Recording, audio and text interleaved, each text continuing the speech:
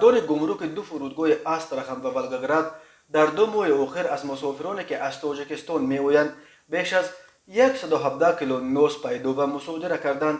در این باره روز 26 ایول گمرک استرخان خبر داد.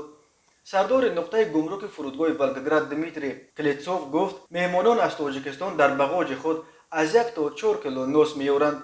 آنها میگویند برای استعمال خودشان میآورند چون که میدانند که فروش نوز در روسیه ممنوع میباشد.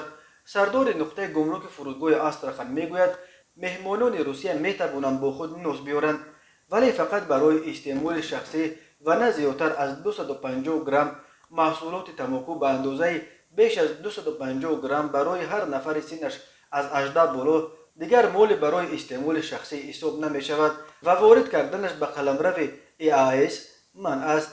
نسبت به قاچاقبران نوز بر اساس قسم اول ماده 16 کودکس حقوق بیرونکنی ماموری روسیه 24 پرونده ماموری ترتیب دادند. نوز در کشورهای آسیای مرکزی و برخی دیگر کشورهای شرق خریدار زیاد دارد ولی سالهای آخر توسط مهاجران این نوع تماکو در بین قسم جوانان در روسیه نیز طرفدار زیاد پیدا کرده است.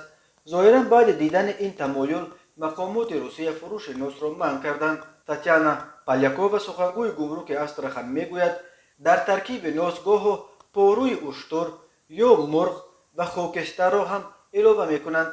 استعمال نوز شخص را نه فقط معتاد نیکوتین میکند بلکه از لحاظ روانی نیز معتاد کرده سببگار بیماری های سنگین دهان و گلو می شود.